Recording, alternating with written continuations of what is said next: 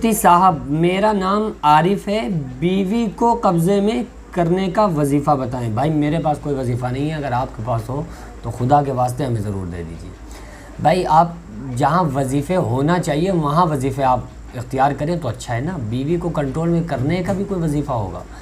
آپ محبت والے کام کرنے لگو، بیوی آٹومیٹک آپ کے کنٹرول میں آ جائے گی۔ اور کنٹرول کا مطلب کیا ہے؟ یہ جو گاڑی میاں بیوی ہسبینڈ اور وائف کا جو ایک آپس کا جو تعلق ہے، یہ جو رشتہ ہے، یہ اللہ تعالیٰ نے سب سے مقدس اور سب سے عظیم رشتہ بنایا ہے۔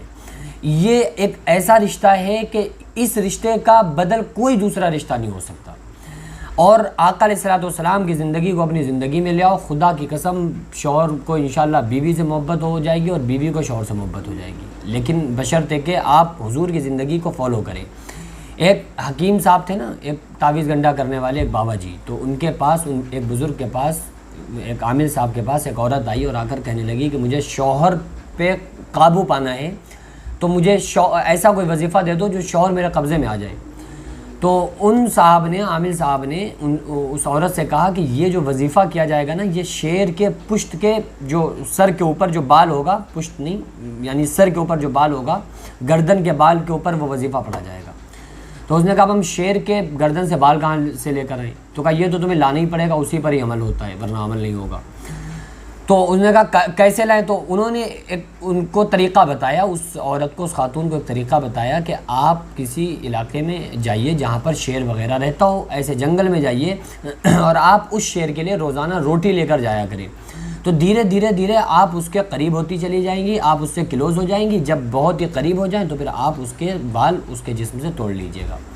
تو عورت وہ روزانہ کھانا لے جانے لگی، کھانا لے کے جاتی تھی، شیر کو کھلاتی تھی۔ تو ایک دن دور سے ڈالا، دوسرے دن تھوڑا قریب، تیسرے دن اور قریب، چوتھے دن، پانچویں، چھٹے، پھر ایک دن ایسا آیا کہ وہ اپنے ہاتھوں سے کھلانے لگی۔ پھر اور جب 40 دن ہوئے تو وہ بالکل اس کو اپنے پاس بیٹھال کے، جیسے بکری کے بچے کو کھلایا جاتا ہے ایسے ہاتھ سر پہ پھیر پھیر کے اس کو کھلانے لگی۔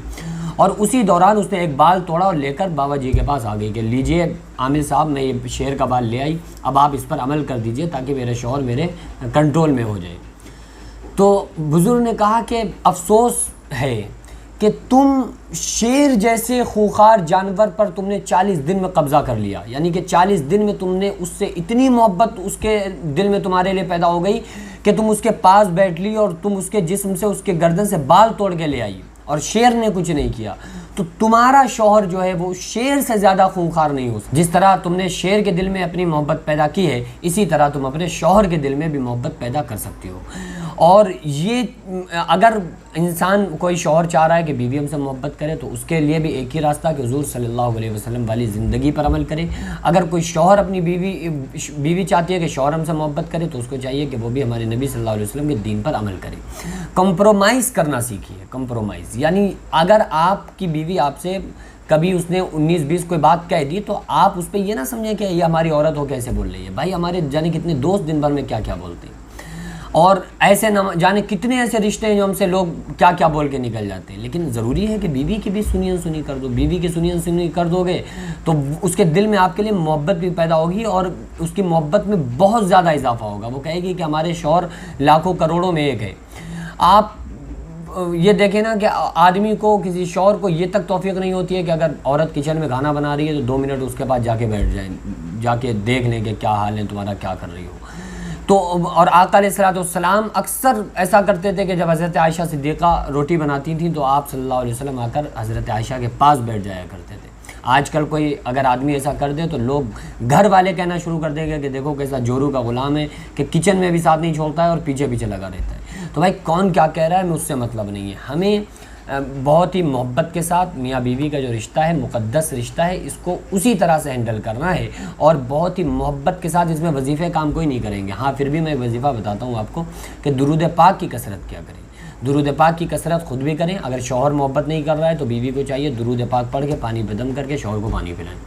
اور اگر بیوی محبت نہیں کر رہی ہے تو شوہر کو چاہیے کہ وہ درود پاک پڑھ کے پانی پہ دم کر کے پلائیں۔ بہرحال اصل جو تعویذ ہے وہ یہی ہے کہ آپ ایک دوسرے کو معاف کرنا سیکھیں اور کمپرومائز کرنا سیکھیں. اگر کبھی بائی دفعہ غلطی بھی ہو ہمارے خلاف، یعنی اگر شوہر کی نظر میں بیوی کی غلطی ہے، بیوی کی نظر میں شوہر کی غلطی ہے، تو ایک دوسرے کو معاف کرنا سیکھو، اور اس بات پر معاف کرو کہ دیکھو اللہ کے رسول صلی اللہ علیہ وسلم کا فرمان ہے کہ اگر تم معاف کر دو گے تو تمہاری عزت میں کمی نہیں آئے گی.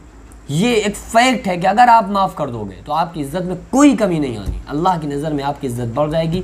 اور خدا کی قسم جس کی عزت اللہ کی نظر میں بڑھ جائے، دنیا کی کوئی طاقت مل کر اسے ذلیل نہیں کر سکتی. تو بس میرا خیال ہے سمجھ میں آ گیا ہوگا کہ یہ جو گاڑی چلتی ہے صرف محبت سے چلتی ہے، تو ہم لوگوں کو محبت سے ہی سارے کاموں کو انجام